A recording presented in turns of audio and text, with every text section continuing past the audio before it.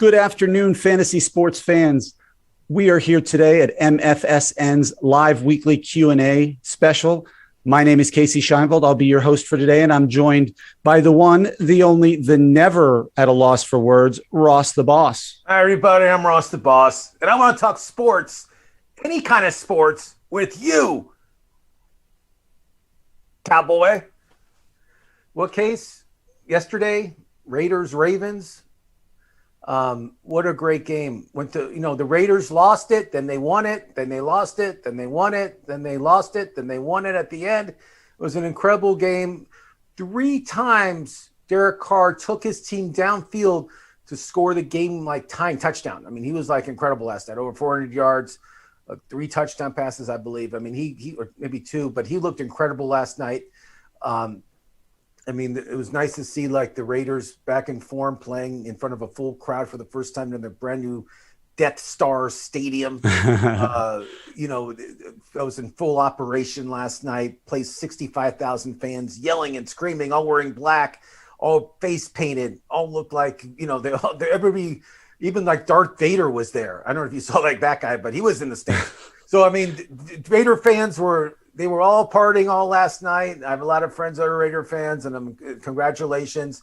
They played a great game. I didn't quite understand what Baltimore did. They have this guy named Tyson Williams. Yeah, I heard. Latavius Murray is all they played in the second half, and the guy looked like Tyson Williams in the first half. He was great. I'm sure all the Tyson Williams fantasy owners were jumping up and down. This guy, huge, big guy. This guy's bigger than me. This guy can take down a house. He was running great, scored a touchdown. All of a sudden, the second half comes. They bring in Mr. 31-year-old running back that was cut by the Saints earlier in the year. They bring him in, and he scored a TD late. I'll give him some credit, but I don't know why they took out I was going crazy. I have Tyson Williams in my leagues. I was going crazy. That they did not bring Tyson Williams into the game for the second half. I did not understand the philosophy. I don't understand why they have so much faith in the guy they just signed 5 days ago. It was shocking to me, and they lost the game. So there you go. It is what it is. Yeah, I think Latavius Murray kind of showed why the Saints decided they could move on from him or find a replacement at a much lesser rate. So, but I don't think there's any question who Derek Carr's favorite target is. Did I see that Darren Waller was targeted 19 times in the game? 19 times. He was targeted 11 times in the first half. And he was still catching the ball. He still had a touchdown. They still refused to double team him. He looked unbelievable. If you have Darren Waller on your team, on your fantasy team, you should sell today. You could get a lot of stuff for him if you can sell him, because he's not going to have a 19 target game ever again in his life. It was unbelievable. Who knows? Yeah, for all those Ruggs owners, they can't be happy. I don't think he had much of anything. I think Hunter Renfrow was second with 7 targets. So it is a very divided, uneven target share there in Las Vegas right now.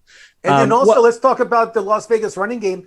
Jacobs, who was a last-minute fill, he wasn't a fill-in, but last-minute, yes, I can play guy, because he was on the questionable list. He was not feeling that great. And he said the afternoon I'll play. He had I believe he almost had 3 touchdowns, right? He had 2 touchdowns. He had 2 touchdowns, yeah. 2 touchdowns, and a lot of people benched him. A lot of people did not play him. They were going for Drake, and I understand why. Drake had an okay game too. But long story short, I'm sure a lot of Jacobs owners who had him on the bench were very upset. Yeah. Look, the whole week, there were a lot of surprises in week 1. I have to say, and looking at not only the results of games, you called it here, I think a couple of weeks ago, all 3 rookie starting quarterbacks lost. I think you were the first to say a rookie starting quarterback never does good in week 1. And everybody thought that the Texans were going to be a cakewalk for the Jaguars, and Trevor Lawrence went in there and he had a decent game fantasy wise, but the Texans, 300 yards, 3 touchdowns, 3 the Texans put a whooping on them. Texans look good. And then in the sophomore quarterbacks, all won. Yeah. The Burrows, the Hurts, all those guys won in the first week. So I don't know if it's just because of I don't know if it was just a chance thing, but it does show you something. It's not that easy to win in the NFL. And the one thing I do want to talk about, I'll talk about it right now, is Mr. Aaron Rodgers. And this is a guy, his whole offseason was a joke. He didn't show up to camp. He didn't practice. He hosted Jeopardy. He was on vacation in some Caribbean island or Hawaii, wherever he was with his friends with his shirt off. He also, he doesn't look like he showered in the past two years. I mean, his hair's he has a man bun now. I mean, he's totally like during the offseason, he was totally worried about where he's playing in 2022. Didn't show up to camp till like the last day which he waited for to show up, and it showed. I mean, they got spanked. They got spanked 38-3, and they played in a neutral site. They played in Jacksonville, and that was a neutral site, and he looked horrible. I mean, he threw his first red zone pick in 3 years. I mean, he had 2 interceptions in one game. I don't know. I mean, remember that one season 2 years ago? He had like 5 interceptions or 4 interceptions the whole year. It was like, I mean, he is not the Aaron Rodgers we love and enjoy. But let's give him the benefit of the doubt, because a few years ago, if you remember, they started really poorly, the Green Bay Packers, and Aaron Rodgers famously told everybody by spelling out relax. He was like RELAX, and they ended up making it pretty far in the playoffs that year. So a slow start. The one thing I always preach in week 1 of the NFL is not to overreact to any one outcome, right? Because it's so funny, Chris. I saw in one of my leagues somebody already waved who do they wave? Some guy waved Derrick Henry already because and you got like Mike Evans. You got some big names that just laid eggs, and you got some unheralded who put up big numbers. But week 1, I tend to avoid making major roster moves. Certainly I'll upgrade my roster if I have somebody, because injuries this weekend were big. I mean, you lost Fitzpatrick for 8 weeks. Mostert's gone for up to 8 weeks. Jerry Jeudy's gone for up to 8 weeks. So the injuries to some pretty big name players are pretty prevalent. Yeah. I mean, Mostert is I think he's made out of paper mache. I mean, I don't think this guy, every year he gets hurt. Every year it's the knee. I mean, I don't understand. He's so fragile, and I don't understand why people take him in their draft. I think they're sucked in. I think they read all the hype about him. He's a good back when he's healthy. I mean, he would have had a great game against Detroit if he didn't get hurt after the 4th play of the game. It would have been great. Yeah, and that ties us into. He screwed me over too. That ties us into the first question of the day. Is the bigger story of the week Deebo Samuel going for 189 yards on 13 targets, or Eli Mitchell now being a potential RB1? So Eli Mitchell, again, he became the starting running back in San Francisco on Sunday. Had over 100 yards, had a touchdown. He looked really good. This rookie, I think he went to North Carolina. He looked really good on Sunday. It's his job to lose. I mean, the Niners loved him. I think he's the number 1 waiver wire pickup, I believe, this week. So if you want to pick him up, you better pick him up this week, because he's not going to be available next week. Yeah. And interestingly, as part of that is obviously Trey Sermon. He was somebody who was picked as a kind of a sleeper, first round guy, big name guy out of Ohio State, great running back. And somehow he must be in Shanahan's doghouse, because he was a healthy scratch before the game. He stood next to Shanahan during the game, if you watched it. And Mitchell was taken in the 6th round, and they brought him right in. He had the burst. I know people that took Hasty as the backup, but Hasty played a little bit, but not as much as Mitchell. Yeah. I think Mitchell, if Mitchell's available in your league, I would put the waiver claim in today, obviously, because you have to do it by midnight tonight. And I suggest you try to pick him up, because I think you'll get at least half the season with him, even more. And it could be like the James Robinson of last year. Remember that, Casey? I would, but I'd also recommend, if you have a very upset or impatient Trey Sermon owner, to try to lowball to see if you can get him, because I still think the talent's there for him to get a significant timeshare there. The Deebo Samuel one is interesting to me, because I think we've talked on this show, and people have mentioned in the comments that with Brandon Ayuk and Deebo Samuel, that Deebo was the overrated of the two, and that Ayuk was the guy to own. And then Ayuk did zip, I think, in the game. Ayuk he's healthy. Nothing's wrong with it. I mean, nothing is wrong with him. And he went to a great university, Arizona State. We all know how great that school is.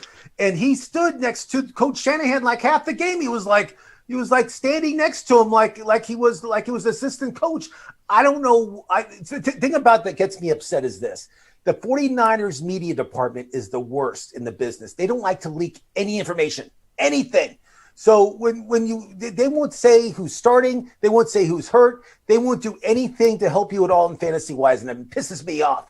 But that being said, I don't understand why no one knew that Ayuk was not going to play on Sunday, because it screwed me over. It ruined me too. Yeah, I had him in one of my leagues. Yeah, so what I'm saying is this. I blame the San Francisco media department for not being forthcoming on the information about what's going on with their team. For some reason, Shanahan controls them.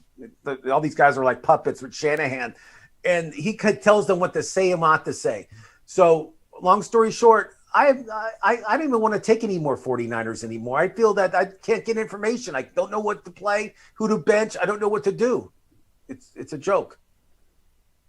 Yeah, it was shocking to me to see that happen. As somebody who also owns Jerry Jeudy, I was really upset to see him get the high ankle sprain against my Giants. That hurts him. But now all of a sudden, let's go back to Jerry Jeudy real quick. Fantasy owners, I'm telling people to pick up Tim Patrick. I think he'll take his place for the next few weeks at least, until Jeudy comes back. So if you're looking to pick another receiver up, Tim Patrick is in my top five list. And suddenly Cortland Sutton's value goes way up now as Sutton goes up, and so does Font. So does Noah Font. I mean, the tight end, the unbelievable tight end. I mean, all these guys will get looks. I do like Teddy Bridgewater as quarterback in Denver. I think it's an upgrade from last year. And I think Denver's going to be knocking on the door to make the playoffs. We'll see what happens. Yeah, we'll see what happens. Thank you, Dan. Dan said, I admit I was wrong on Deebo Samuel, so as far as could be, but he just dealt for him. And he did a big trade in our MFSN league. So he wants us to analyze it. He traded Lamar Jackson, and what he got back was Kareem Hunt, Ryan Tannehill, and Deebo Samuel. So he got a quarterback, a running back, and a wide receiver, all for Lamar Jackson. I don't know who his backup quarterback is. Can you tell us who that is, Dan? And Dan, let us know. I want to tell you about Lamar Jackson last night, just what I saw. I don't know if you guys remember this. Last year, Lamar Jackson started the season as a pocket quarterback. I mean, he thought he was going to be a pocket guy, whoever was the offensive coordinator for them in the beginning told him not to run the ball. And he wasn't running the ball the first half of the season until all of a sudden Baltimore said, oh, God, we better win some games. We better figure this out. Yeah, you better figure it out. You better have Lamar Jackson start running. So last night, Lamar Jackson wasn't really running that much until the second half. They weren't using his running as a weapon, which they should have used. He was going back there and throwing the ball. He looked fine. They were winning at halftime. I get it. But I just feel they got to have him be running threat every play. He should have over 100 yards every game. He's that good of a runner. And he did have that big run for 28 yards in the fourth quarter yesterday, but he has to be doing that every quarter. I mean, he should before the game started, I said he's going to have 200 yards rushing because I thought the Raiders defense was that bad. Yeah. He barely had, Vegas had the over under at 71.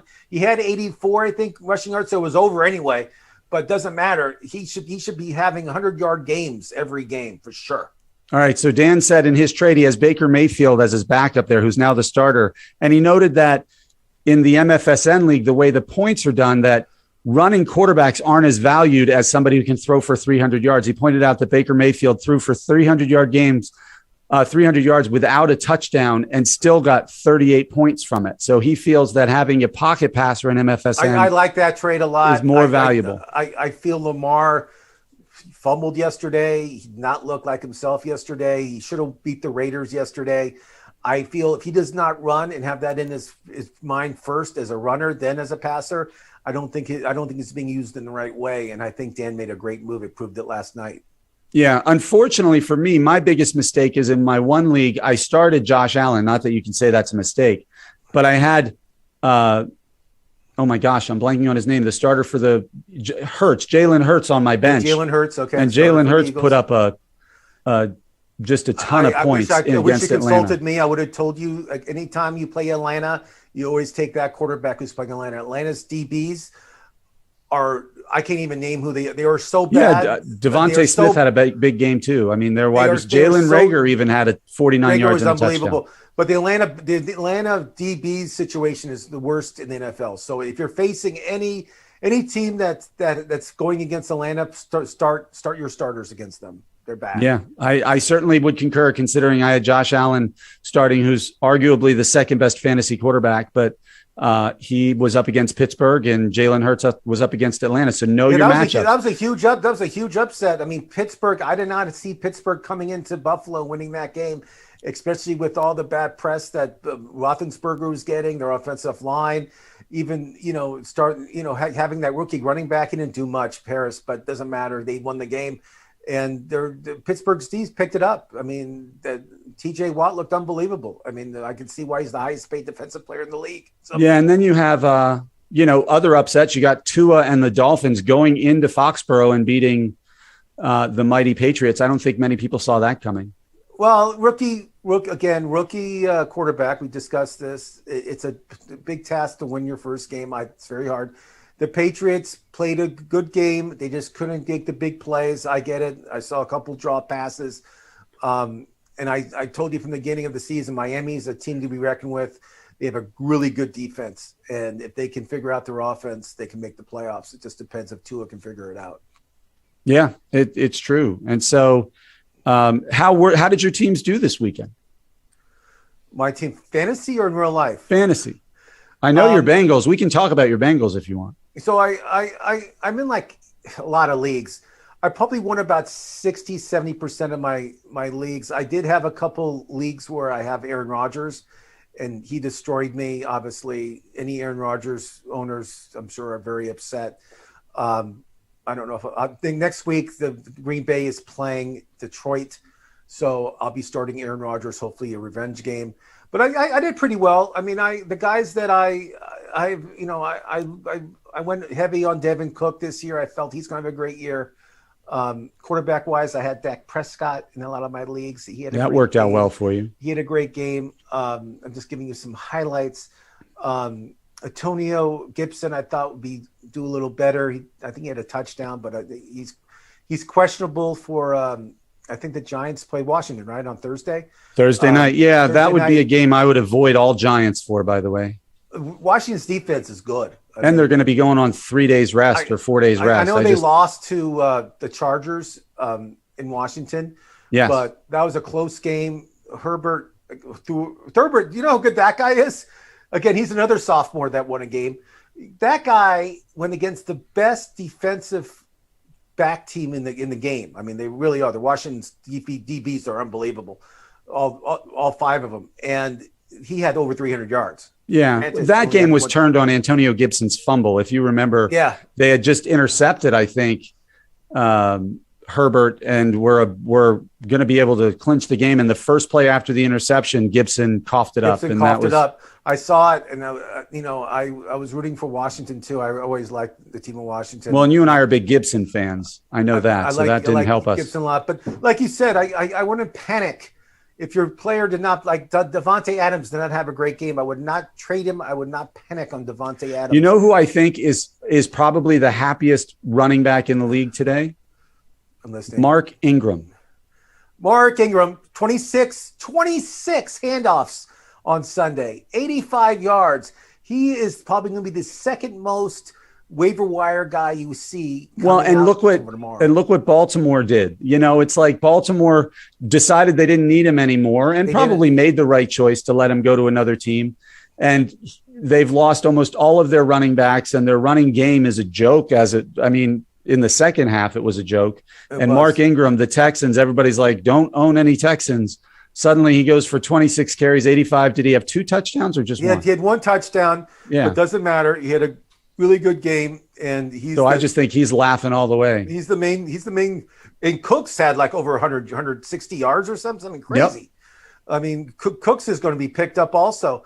But the Texans, I did not have them winning a game this year, and they already proved me wrong. So there you go. I mean, they already one up on me. All right, Ross. Whether they win 2 games, I don't know, but let's go. Now, I want to give you a chance to gloat about your Bengals overtime victory over the Vikings.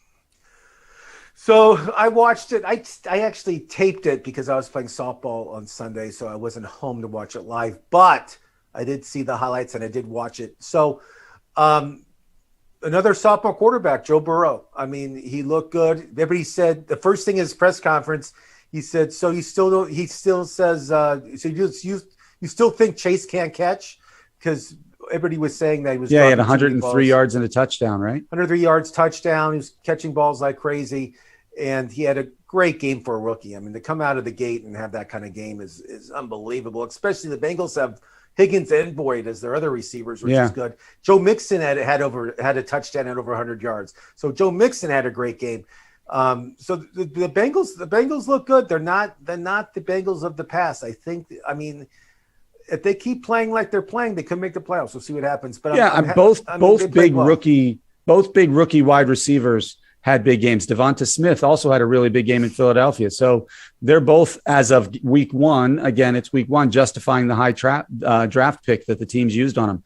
Jalen Reagor is an interesting story because obviously this was their number one pick last year, the Eagles, that is, and they picked him over the likes of Justin Jefferson and some other great wide receivers.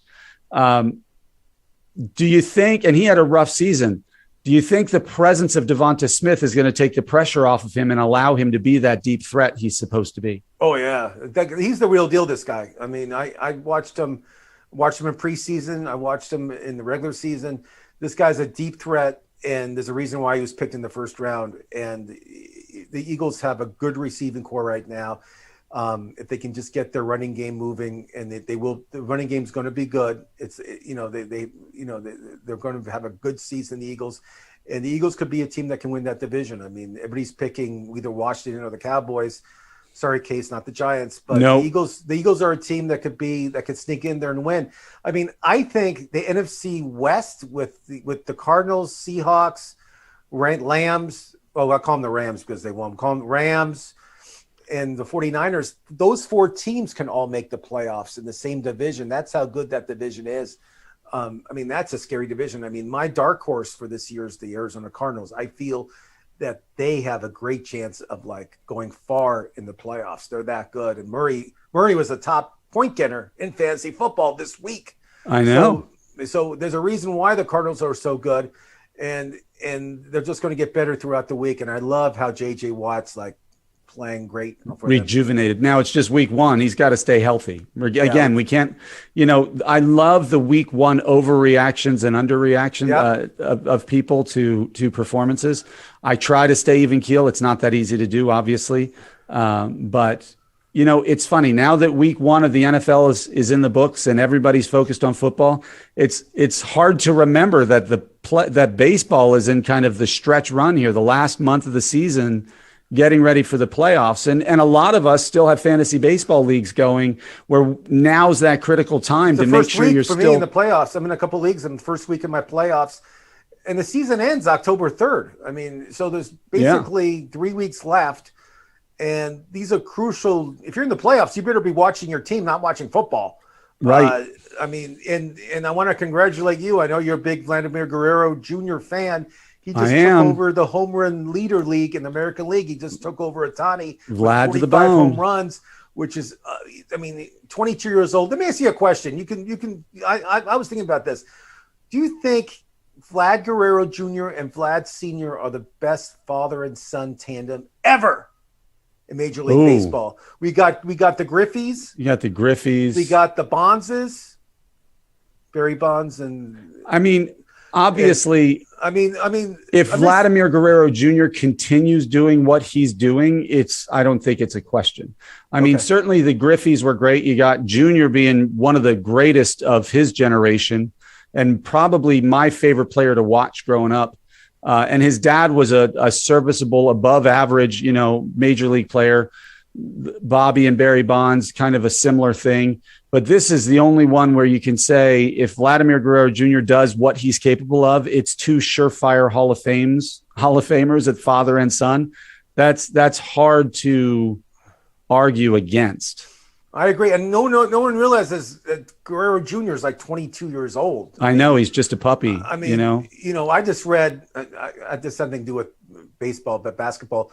When Magic Johnson was 22 years old, he already won 2 MVPs. That's unbelievable. Yeah. That's unbelievable. It is crazy. Think about it. But Guerrero Jr., they're saying now, Ohtani, last month, they gave him the MVP practically. People are saying, he pitches, he's hitting home runs, he's batting .270.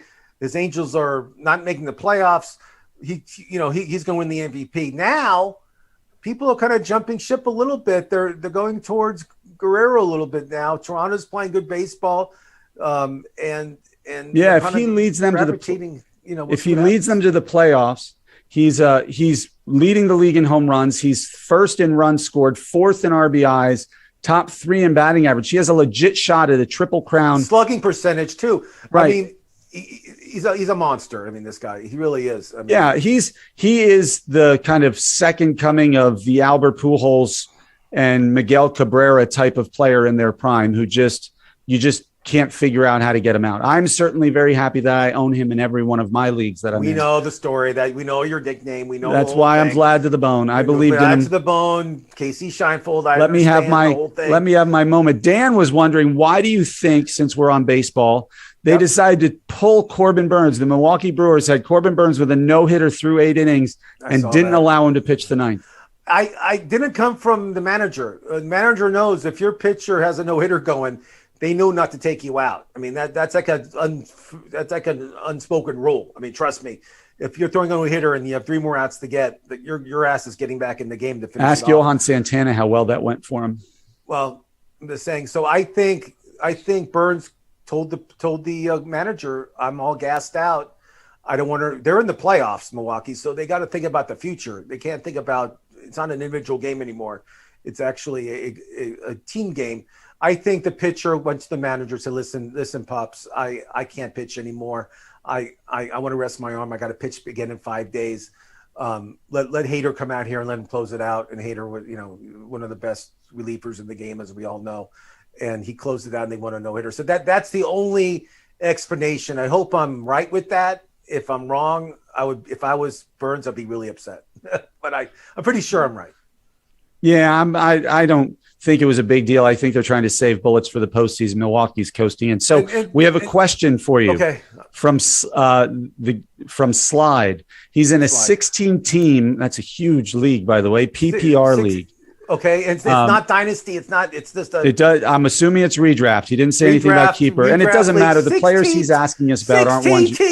16 team is deep. Should I drop Randall Cobb for Marquez Valdez-Scantling because he got more targets in week 1? Okay, he already put in a claim to drop Cobb for Tim Patrick, but he's not sure he'll get him because it's a competitive league. Obviously, let me tell you about Randall Cobb. Mr. Aaron Rodgers, had one request over the summer. What was it? It was to get Randall Cobb. To bring back Randall Cobb. And for him to say that, it was his idea. For him to say that, he's not going to not pass to Randall Cobb. Randall Cobb's going to get the ball a lot in Green Bay, and you'll see it during the season. So I would keep Randall Cobb because I think he's the number 2 receiver in Green Bay, even though he didn't get the ball much. No one got the ball that much. Aaron Rodgers was on his back half the game. So I would keep Randall Cobb. You're reacting too quickly. So don't do anything with Randall Cobb. Keep him on your team. Waive somebody else or get rid of somebody else. I don't know. I mean, Randall Cobb is kind of past his prime. And Tim Patrick, obviously, if you can get him, is coming into a pretty prominent role with a good quarterback too. Marquez Valdez-Scantling, who knows who the number 2 wide receiver, just because he got targets in week 1. It's tough. It depends on what you can stomach. I might lean towards keeping Randall Cobb as well to see if he gets more action in the slot because he's Aaron Rodgers' guy. But of those 3 receivers right now, I would be most excited to have Tim Patrick because Judy's going to be out for 8 weeks. Tim Patrick had a touchdown last week. I like Tim Patrick. But again, just because Aaron Rodgers had one request, and that request was bring back Randall Cobb, and they did. And Mr. Rodgers is going to be targeting Randall Cobb a lot because it was his request to bring his good friend Randall Cobb back to Green Bay. Okay, so another question. Let's go back to Milwaukee real quick. Ryan Braun, who I actually know, he lives in my area here in Los Angeles. He retired today, 16 years in Major League Baseball, 350-something home runs, 1,900 hits. MVP, yes, he was caught with steroids. Yes, he got suspended for 60 games.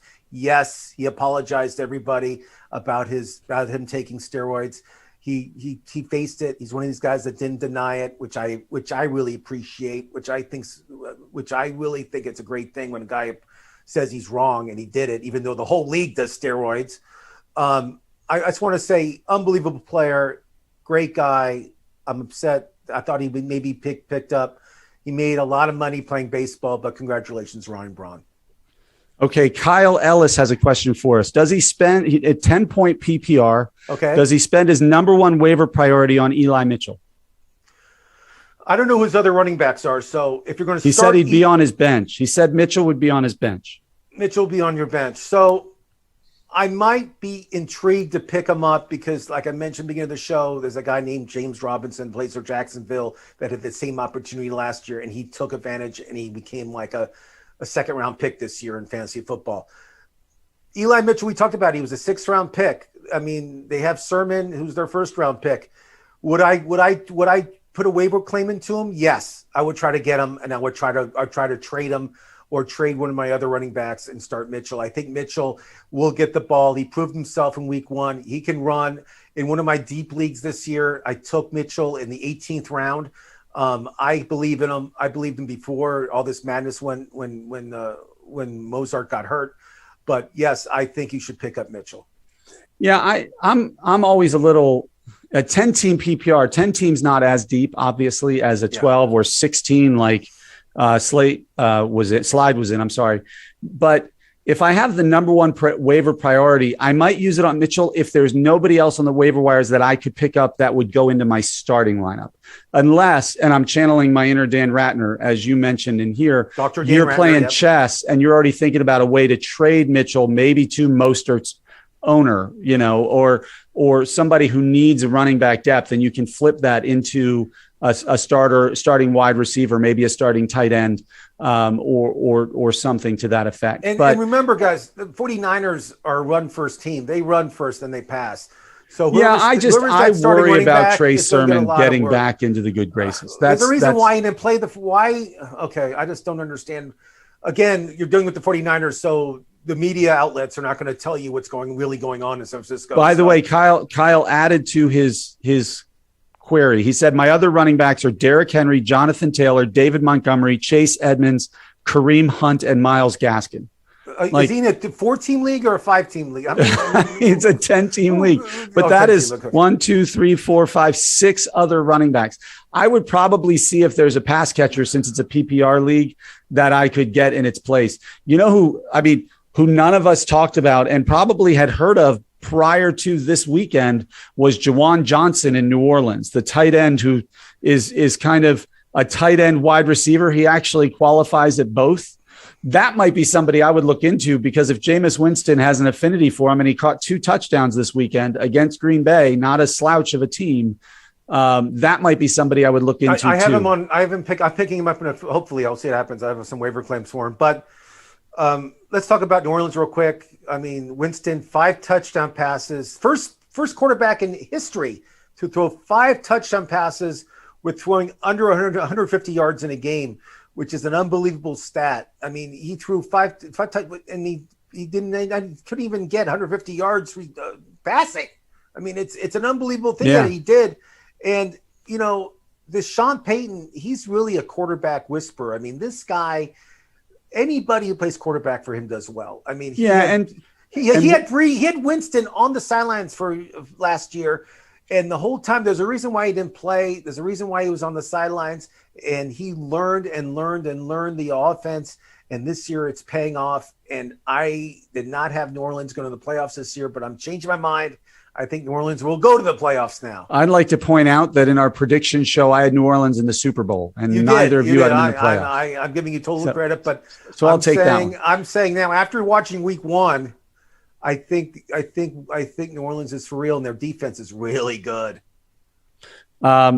Joshua Quinn has a USC question. Why didn't Clay Helton get another game to embarrass Southern California? Do you want to talk about the coach of the Trojans? I live in LA, and I have a lot of USC friends, and they all wanted him fired last year. I mean, after getting embarrassed at home, at night in Los Angeles, he lost to Stanford, who lost the week before to Kansas State. and Stanford comes into Los Angeles and doesn't just beat USC, destroys USC, embarrasses them at home. I mean, I know those teams are big rivalry teams. It doesn't matter. SC should have beat them, and they embarrassed them. Yes, on Saturday, and there's a reason why he was fired on Monday. I get it. All right. What are your thoughts on starting two tight ends? If you can start a tight end in your flex when your first tight end is Waller and your second tight end is Rob Gronkowski. Ooh, that's a good one.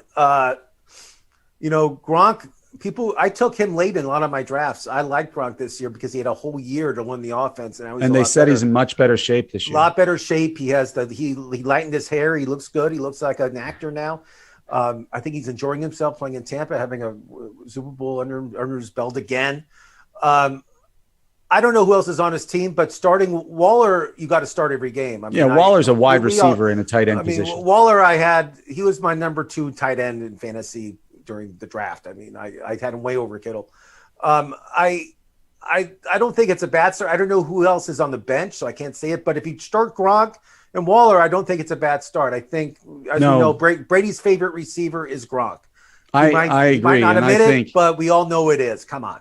Yep, I agree entirely. I think Gronk, at least inside the red zone, is always Tom Brady's first look. And they have this chemistry, this connection where they know where each other are going to be or where each other are going to look. And so he might be one of those guys who only gets you 30 to 40 yards a game, but he could get 10 to 12 touchdowns on the year pretty easily. So I would start both of them if I had them. Wow, that's coming alive from Casey Flat of the Bone Shinefold saying, I'm not a huge tight end fan, but those two, Darren Waller is clearly the favorite target. He's going to get probably an average of 12 or 13 targets per game, maybe even more, which is what your number 1 wide receiver typically gets. And Gronk is a red zone vulture. And so if it's a touchdown rewarded league, I would absolutely do it. Yeah, me too. So to get back to Kyle's question, Kyle, you have 5 running backs who are on your roster. Well, I don't know how many you can start. I'm assuming 2 starters, and you can put 1 in a flex position. And so the only reason I would use my number 1 pick on Mitchell is if I'm looking at packaging a couple of my running backs to get a super upgrade somewhere else. Otherwise, unless you're worried about Henry and Taylor, which I know Derrick Henry didn't have a great first game, I wouldn't worry about him yet. And Taylor was fine in Indianapolis. I don't know if I would do that unless you already have a trade lined up where you can trade one of your big name running backs for a big name wide receiver or tight end. So that's what I would do. He has Gaskin. He had a few other guys that Kareem Hunt, Chase Edmonds, David Montgomery. Montgomery had a great game too. You got to sell these guys high. You got to sell these guys high when they're worth something. If I was an owner of Waller, which I am, I would try to get I would try to get Devontae Adams. I would go after some of these high priced guys that have bad games, and that I'm already doing that between you and I. Don't tell Dr. Dan Ratner because he'll copy what I do. But what I'm saying is this: any of these guys that have bad games, and any of these guys that overperformed, I'm trying to get those guys that underperformed. If you could turn, that's how I win leagues. Look, Devontae Adams owners have to be a little frustrated. Like some of these big name wide receivers who didn't have great first weeks. Calvin Ridley. Yeah. If you can turn 2 of those running backs like Montgomery and Mitchell, or even Taylor and Montgomery, or Taylor and Mitchell into a Devontae Adams type, hands down, I would use that waiver wire on that, because you're turning it into you're thinking like a fantasy owner. Now you get it. But if it's just so he can whittle away on your bench and be wasted value there, then no, I'd use it somewhere where I can get immediate, because once you use your number 1 waiver wire, you go to the bottom. So all of a sudden you're in a 10-team league. Suddenly you're 10th on the waiver wire priority. And if it's not a free agent budget league, it could take a long time for you to get back to a priority place where you can pick somebody up. It will, but remember, I know people that passed on James Robinson last year because the same situation happened and they didn't take him, and they wish they did, because a lot of people that took James Robinson last year won their league. Yep, you're absolutely right. So just be aware of that stuff. And I the first week, I think Mitchell's the guy you should go after. I like Ingram too. I don't think that's a bad pickup either, but Mitchell, I think, just out edges him a little bit. All right. Well, Ross, I hope you had fun today. I know I certainly did. I hope we answered everybody's questions. Again, as always, we would love for you to subscribe to the channel, ring the bell for notifications, hit like if you like what you're hearing, and as always, leave your comments below. We love interacting with everybody. We love talking fantasy sports of any kind. Sorry, Dan, we didn't get to your tennis question. We'll try to get to it next week. But other than that, question. Hold on, just stop. So we have baseball, we have football, we even have some basketball news that we didn't get to today. This guy's talking about tennis? Dan asked about Djokovic, and we can talk about that next time. Oh, that's my. But as for today, we're out of time. So I hope everybody had a good time. I know we enjoyed it. Ross, I will talk to you again soon, and I will see you again on Thursday. Have a good night, everybody. Buy any case of Gilcliff, the clean energy drink, and get dinner for two on the moon. Go to Gilcliff.com. Offer valid, totally valid. Transportation to the moon not included. Dinner not to exceed $50 or moon dollars, whichever is less at the time of redemption. We have no idea what the currency exchange rate is on the moon. We totally made that part up. They sound cool, but there's no such thing as moon dollars. But it would be neat if there were. Gilcliff, big on Earth, huge in space, created by a Navy SEAL for people who aren't Navy SEALs. The official energy drink of Space Force and other people who aren't Navy SEALs. The biggest no-brainer in the history